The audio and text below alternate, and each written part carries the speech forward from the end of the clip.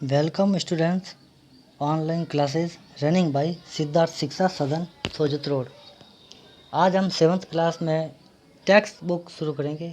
इसका first topic है 3 question, मतलब 3 प्रश्न। अब उस पाठ शुरू करने, लेसन शुरू करने से पहले ऊपर एक लाइन लिख रखी है, लिखा है बिफोर यू रीड, मतलब पढ़ने से पहले। ए किंग, पहली लाइन देखते हैं कि ए किंग हैज़ 3 क्वेश्चन, कि मतलब एक राजा के पास 3 प्रश्न थे। हैज़ यानी उसके पास, मतलब थे, राजा के 3 प्रश्न थे।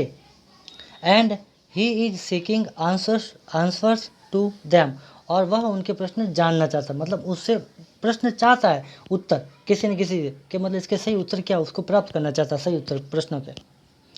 व्हाट आर द क्वेश्चन, के प्रश्न क्या है।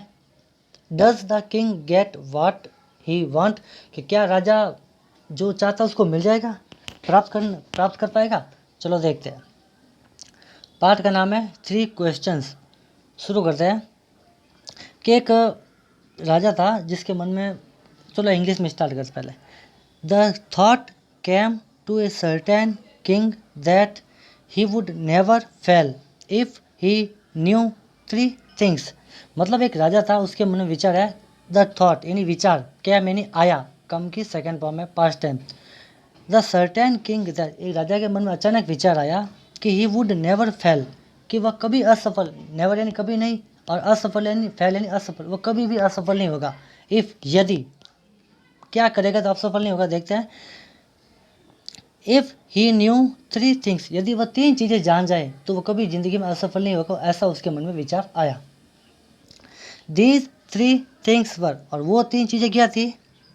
What is the right time to begin something, पहला प्रश्न था कि कोई भी काम शुरू करने से पहले सही समय कौन सा, ये पता लगाना।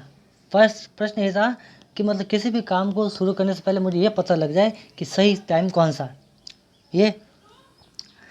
फिर दूसरा, which people should he listen to, दूसरा प्रश्न था कि मतलब विच पीपल यानी कौन से लोग, इसका मतलब है कि उसे किन लोगों की एडवाइस या सलाह लेनी चाहिए, मतलब किसको सुनना चाहिए, किसकी सलाह माननी चाहिए।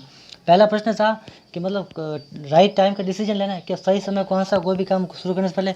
और दूसरा है कि ये कि किस लोगों की सलाह लेनी चाहिए। तीसरा प्रश्न है what is the most important thing for him to do. तीसरा प्रश्न था कि व्हाट इज द मोस्ट, मतलब मोस्ट यानी सबसे ज़्यादा, इम्पोर्टेंट सबसे ज़्यादा महत्वपूर्ण, मतलब सर्वाधिक महत्वपूर्ण थिंग क्या है, और हिम टू डू, कि मतलब मेरे लिए सबसे महत्वपूर्ण काम कौन सा है, ये मुझे डिसीजन करना है। जैसे अब मान लो कि इसके सामने, राजा के सामने को 4-5 काम आ गए, तो राजा ये चाहता है कि मुझे ये शक्ति मिलनी चाहिए सोचने की, समझने की या देखने की। तो इन सब कामों में से जो सबसे महत्वपूर्ण काम कौन सा, वो मुझे पता लगना चाहिए। बस ये 3 मन में उसके प्रश्न थे। द किंग, राजा, therefore sent messengers throughout his kingdom, मतलब साम्राज्य। द किंग, राजा ने क्या किया। देयरफॉर, इसलिए। सेंट मैसेंजर, मतलब राजदूत, मतलब जो संदेश लेके जाता है। सेंट यानी भेजे। थ्रो आउट, थ्रो यानी बाहर, मतलब 4 दिशाओं में अपने राज्य के, किंगडम यानी साम्राज्य, हिज यानी उसके। तो राजा ने अपने साम्राज्य के चारों ओर अपने दूत भेज दिए, अपने जो मैसेंजर थे उनको भेज दिया। प्रॉमिसिंग, वादा करते हुए, कैसा वादा करते हुए। A large some of money, बहुत ही बड़े पैसा, मतलब बहुत बड़े इनाम की घोषणा करते हुए। मतलब एक राजदूत के साथ में घोषणा कर रहे बड़े इनाम की। क्या था इनाम, कि to anyone who would answer these 3 questions, कि मतलब उसने घोषणा करवाई कि जो कोई भी इन 3 प्रश्नों के सही उत्तर देगा उसको बहुत बड़ी धनराशि या पैसा इनाम में दिया जाएगा। ऐसा उसने घोषणा करवा के अपने राजदूत राज्य के चारों ओर भेज दिए, चारों दिशाओं में। अब देखते हैं जो जिन्होंने प्रश्न सुने वो आए महल में। Many wise man came to the king but they all answered his questions differently, मतलब मैनी वाइज यानी बुद्धिमान लोग, बहुत ही बुद्धिमान लोग आए राजा के महल में, राजा के पास आए। बट लेकिन राजा के पास तो आए, लेकिन उनके सब जितने आए थे सब ने अपने अलग अलग मतलब विचार रखे, अलग अलग आंसर दिए। एक प्रश्न के 100 आंसर निकल रहे, दूसरे के 100 निकल रहे। तो ऐसा मतलब राजा को लगा ये तो गलत बात है। अब देखते हैं सबके मतलब उत्तर अलग अलग से डिफरेंस है। कोई कुछ बोल रहा है, कोई कुछ बोल रहा है कि सही समय ये होता है, कोई के काम सही आपको इनकी सुननी चाहिए, कोई बोलता है कि आपको डिसीजन खुद लेना चाहिए कौन सा काम सही है कौन सा नहीं है। तो देखते हैं आगे क्या हुआ। In reply to the first question, reply in उत्तर में कि पहले प्रश्न के उत्तर में क्या क्या है। पहला प्रश्न था हमारा कि मतलब कोई भी काम शुरू करने से पहले सही समय कौन सा ये पता लगाना। अब देखते हैं इसके बारे में लोगों के क्या विचार थे, बुद्धिमान लोगों के, कि मतलब in reply to the first question some said, कुछ लोगों ने कहा the king must prepare a timetable, prepare तैयार करना, टाइम टेबल यानी समय सारणी, कि राजा को किसी काम को सही समय पर करने के लिए उसको एक टाइम टेबल मतलब समय सारणी निश्चित बनानी चाहिए, ताकि कोई भी काम टाइम टेबल बनना चाहिए काम का। And then follow it strictly, strict यानी कड़ाई से, मतलब बहुत ही सख्ती से। कुछ लोगों ने कहा फॉलो यानी अनुपालन। कुछ लोगों ने कहा पहले प्रश्न उत्तर में कि राजा को एक समय सारणी मतलब बनानी चाहिए और उस समय सारणी का कड़े मतलब बहुत ही सख्ती से पालन करना चाहिए, अनुसरण, कि जैसे सुबह 4 बजे उठना है तो 4 बजे उठना ही है, 8 बजे खाना खाना है तो खाना ही है, मतलब ऐसे टाइम टेबल बनाना। तो कुछ लोगों ने ये कहा कि भाई अगर ये टाइम पे करेगा तो उसको हर चीज़ समय पे मिल जाएगी। फिर है only in this way they said he could he do everything at its proper time, कि मतलब ओनली इन दिस वे मतलब यही तरीका है। दे सेड उन्होंने कहा, बुद्धिमान लोगों ने, कि यही तरीका है, could he do everything at its proper time, कि यही एक तरीका है कि राजा को कोई भी काम अपने समय पर हो जाएगा यदि टाइम टेबल बना दे, कि टाइम टेबल बना के उसको सेट किया जाए एक जैसे, कि मतलब सुबह 4 बजे उठना, फिर बाद में 7 बजे नहा धो के 8 बजे खाना खाना, फिर बाद में और भी काम, मतलब टाइम टेबल बना के अगर रखेगा तो कोई भी काम वो हर काम टाइम पे कर पाएगा। ये कुछ लोगों के विचार थे पहले प्रश्न के संदर्भ में। अदर सैड, कुछ ने ऐसा कहा। अब दूसरे लोग क्या कहते हैं देखते हैं। Others sad that it was impossible to decide in advance the right time for doing something, मतलब कुछ लोगों का मानना था कि that was impossible, कि ये असंभव है।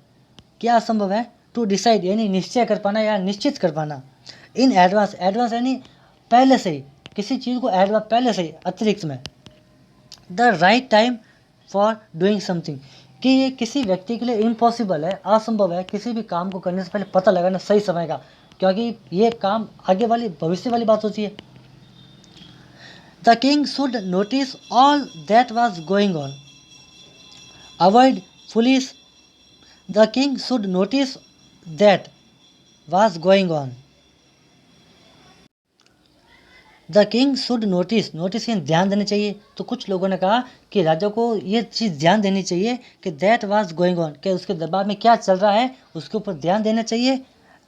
अवॉइड फुलिश प्लेजर्स, मतलब जो लोग उसकी मतलब मूर्खतापूर्ण प्रशंसा करते हैं ना, राजा को बड़ा चढ़ा के आगे बढ़ाता है कि ये राजा महाराजा ऐसा है, राजा ऐसा है, हमारा राजा ऐसा है महान, तो ये उन लोगों को मतलब जो झूठी प्रशंसा करते हैं उनसे बचना चाहिए।